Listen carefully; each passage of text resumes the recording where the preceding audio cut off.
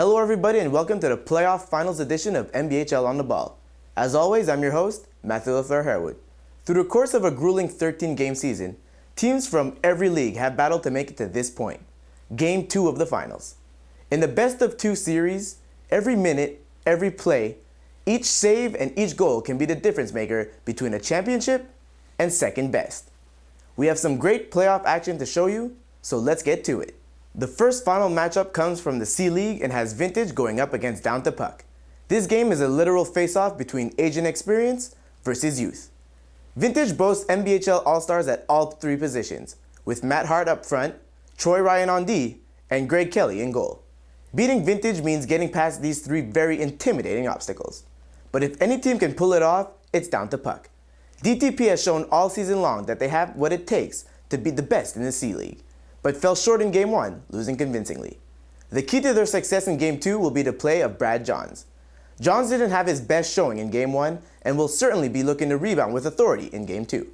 Vintage will be looking to slow down the pace to their level and leverage their superior passing and positional play. These guys are rarely caught unaware. Our Facebook fans predict that Vintage will ultimately win the cup. Let's see how this one played out.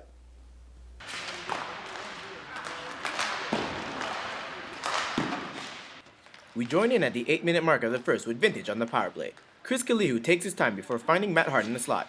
The All-Star makes no mistake, beating goalie Brad Johns between the pads. It's 1-0 Vintage.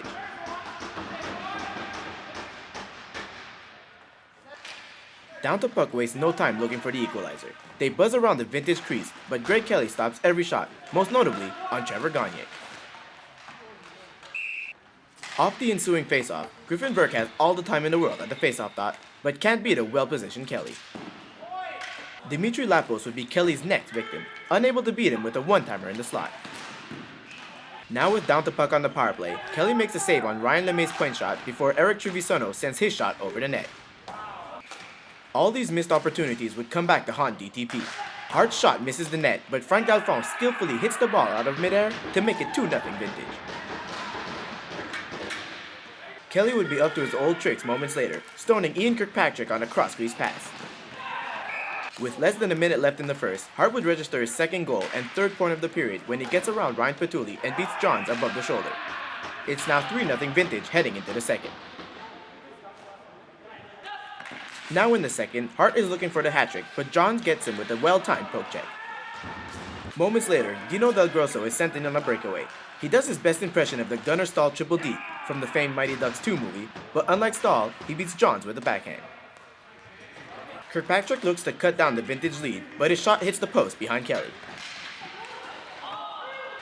LeMay is next to try his chance alone on Kelly, but the goalie reads him well and forces him to shoot wide.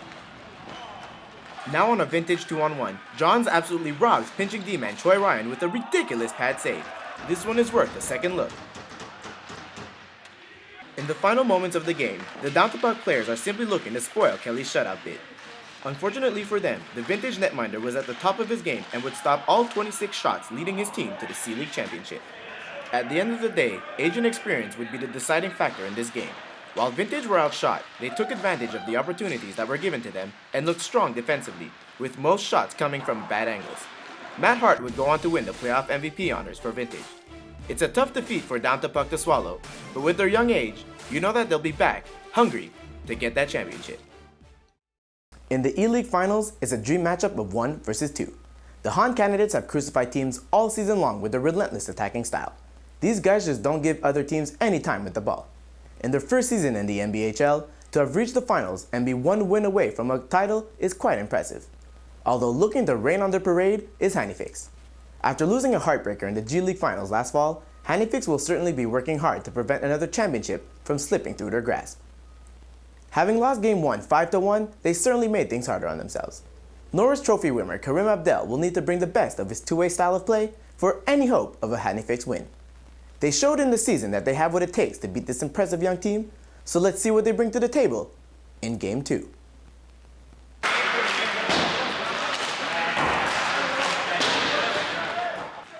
We start this game off in what will be known as familiar territory, Hannifix zone. Stefan Emery is forced to make a point-blank save on Oliver Gomez before seeing the rebound deflected out of bounds. Now in Han candidate zone, Jonathan Belzil sees himself offered a great chance in front, but goalie Chris De Sousa pokes the ball loose and the rebound is sent wide. Moments later, Matt Tavaronas is allowed to walk out of the corner untouched, but can't beat Emery. Sean Connolly is then sent in on a beautiful pass, but Alex Gomez is then unable to redirect the ball behind the Hanifics goaltender. Number 95 would finally crack the Emery wall at the 12-minute mark. Left alone in front of the net, this time he doesn't miss on the Connolly pass and makes it 1-0 Han candidates. His brother Oliver gets the other assist on the goal. Now for a goal that represents well his team's name, we turn to Mike Tavaronas. The always dangerous forward undresses Belzil and snaps the ball past Emery on what can only be called as a potential highlight of the night. What a beaut! His brother Matt gets the assist on the goal. Still in Hanifics territory and looking for more, the Gomez brothers connect once again, but Oliver shoots it wide. Now in the second and on the power play, Oliver finds Matt Tavaronas in front of the net, who makes no mistake and buries the ball behind Emery. It's now 3-0 Han candidates. Now for a very rare chance in enemy territory, Alex Lacusse will tip the Daniel Page point shot just wide on De Sousa. Soon after, Norris Trophy winner Karim Abdel shows off his offensive side to get into Han candidates territory, but is stopped by Sean Binsley's diving poke check. Emery would go on to make a nice glove save against Connolly, but the damage was already done, and the Han candidates walk away with the championship with a 3-0 victory.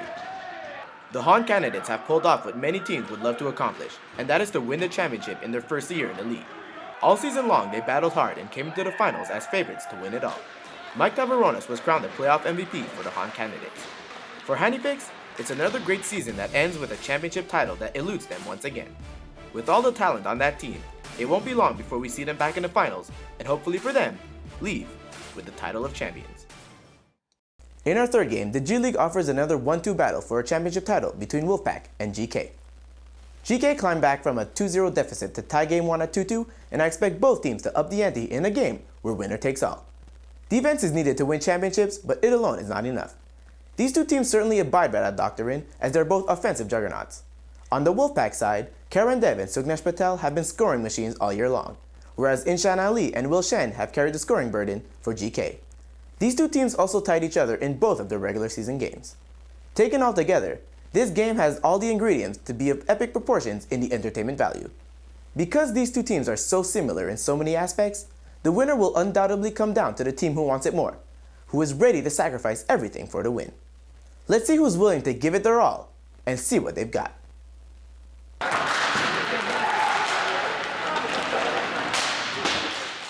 In first period action, Will Shen finds a streaking Rick Parker, who's denied up close by Wolfpack goaltender Jagraj Kang. Moments later, Emmanuel Erdin's point shot is stopped in front and Paul Lee sends his shot over the net. Now in GK zone, Sugnesh Patel will come out of the corner and feed Amit Patel posted at the side of the net to make it 1-0 Wolfpack. Karan Dev would also get an assist on the goal. Wolfpack would strike again 6 minutes later on the power play. Dev will pick up a loose ball in the slot and beat GK goalie Bin Lao 5-hole.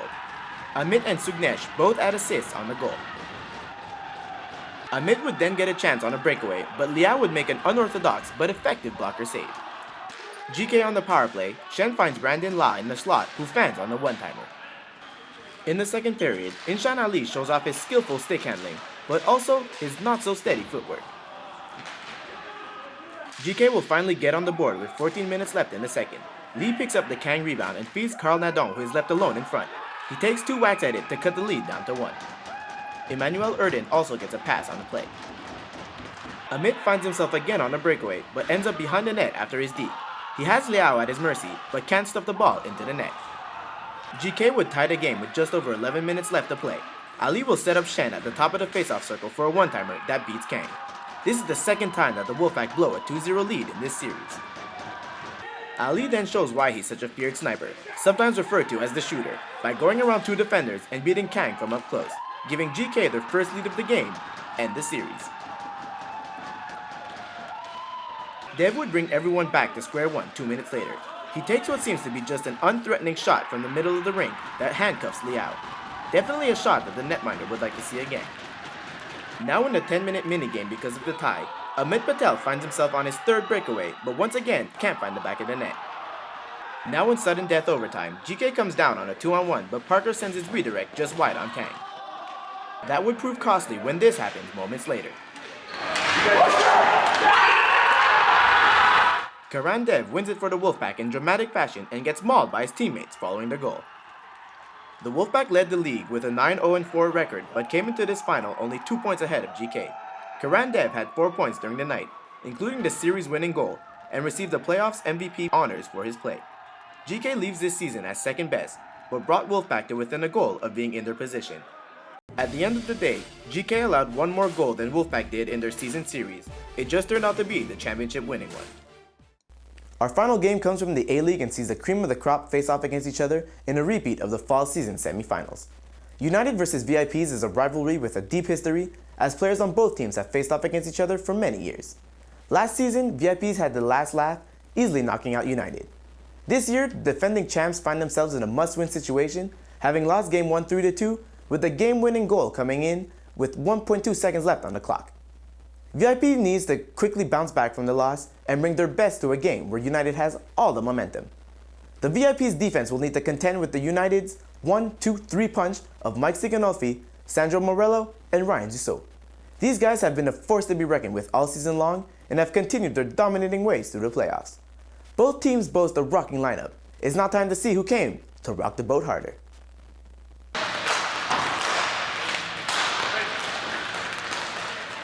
We joined this game 6 minutes in. Kevin Kuzmarski breaks Jeff Crystal's ankles with a dirty deep before batting in his own rebound in midair to beat United's player-turned goalie, Marco Del Gaudio. Take a look at this dirty hand-eye coordination. Daryl Layton and Eddie Maroon have assists on the goal. On the very next play, Del Gaudio gets the upper hand on Kuzmarski when he commits highway larceny with a dirty glove save. Somebody call the cops, because I just witnessed a robbery. Del Gaudio strikes again moments later. Mike Connaught redirects Kuzmarski's pass, but the United netminder kicks out the pad to make the save. United would tie the game with 9:30 left in the first. Off the faceoff, Pat Beliveau will see a shot tipped top cheese by JF Pilon, who made his way to the front of the net. Sandro Morello and Simon Ghilarducci execute a nice give and go, but Morello is stopped by VIP's goalie James Eade, and the rebound goes wide. With only 20 seconds left in the first, Jason Urquhart will capitalize on a lucky bounce when his pass hits a defender and finds its way behind Del Gaudio. VIPs head into the second with a 2-1 lead. We move on to the 5th minute mark of the second. United will tie up the game at 2 when Ryan Dussault finds Mike Sicanolfi in the slot. The vet won't miss his chance from there, beating Eade 5-0. Chris Sicanolfi also gets an assist on the goal. VIPs would regain the lead 7 minutes later. Dan Hill takes 2 cracks at getting the ball towards the net, and once he does, Ryan Connaught takes a whack at the rebound, which finds its way behind the United goalie. It's now 3-2 VIPs. VIPs would go on to score the insurance marker with 4 minutes left in the game. Mike Connaught goes in alone against Del Gaudio, who makes the initial save, but can't do anything against the Kuzmarski Ripper from the circle. VIPs take game 2 and force a third 10-minute minigame. United would proceed with a goalie change at the beginning of the minigame, getting their regular season goalie JF Omet into the action. Connaught would get the only real good chance in the minigame, but redirects the pass high on Omet. Now in sudden death overtime, we find United on the power play when this happens.